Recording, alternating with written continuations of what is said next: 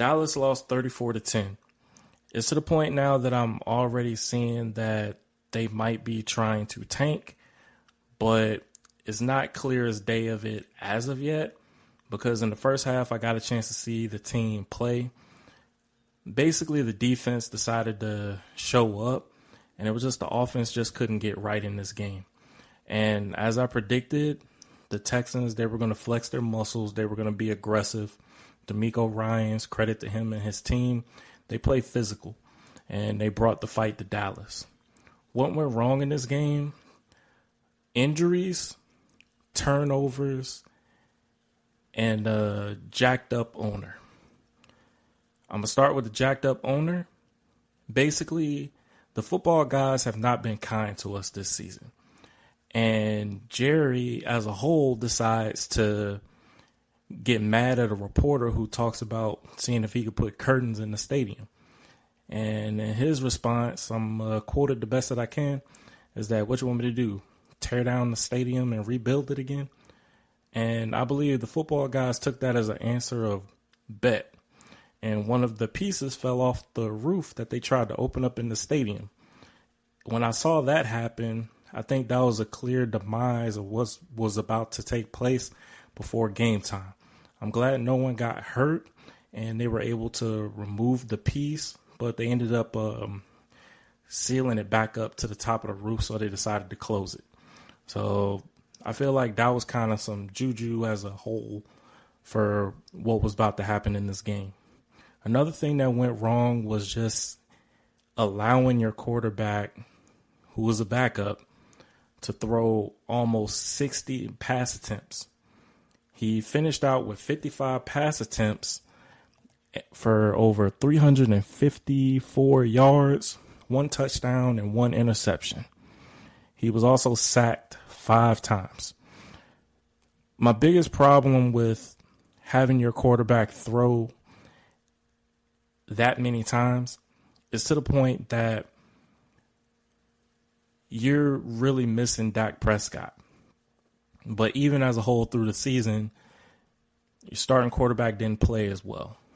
I assumed he was fighting injuries at that time, ultimately getting hurt in the Atlanta game where, it caught up to him.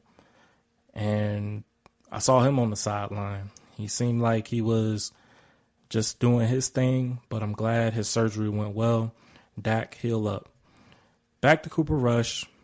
It was some things that I saw that he did that was right, and some that he did was wrong. And it's to the point now I'm just tired of fans just stating that Cooper Rush is the answer at quarterback. He is not. And the more and more people think about that, the more they are lying to themselves. He is nothing but a backup. And a backup should no way, shape, or form be throwing near 60 pass attempts.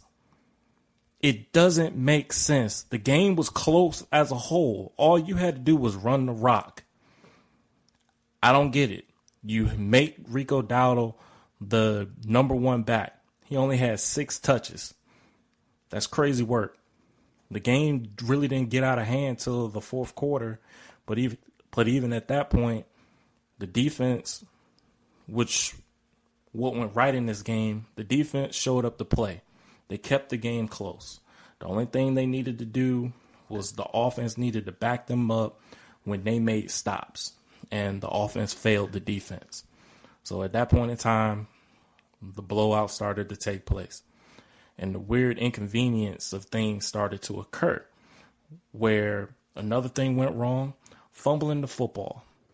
Now, I don't know what's going on when it happens with these fumbles, but I'm just wondering why the football keep bouncing to the offensive linemen, where they think they're running backs and try to play hero ball, and it just come crashing down on them. A situation last week happened where Terrence Steele gave up a strip sack, but then tried to pick up the ball, failed completely. Eagles recovered that thing. So this time around against the Texans, I forgot the guy on the defense for the Texans, but he beat Tyler Guyton, got a strip strip fumble. Tyler Guyton, the ball bounces to him. Instead of him just falling on the ball, he decides to pick it up and be like, I'm going to run this thing. Safety for the Texans, Jalen Petrie, 5'10", 187 pounds. Blow up Tyler Guyton. He fumbles the ball, and the guy that forced the strip sack scooped up the ball, ran it in for a defensive touchdown. Tyler Guyton is now hurt with his shoulder. So my conclusion is, offensive linemen, whenever you see the ball that's loose, fall on it. Do not believe you can run. Just fall on it. This game was just bad overall, to the point where you get your highs in this game, but then you just come crashing down to reality that, yeah, this season is lame duck. If I had some duck sounds, I would play them, because it's pretty much a lame duck season.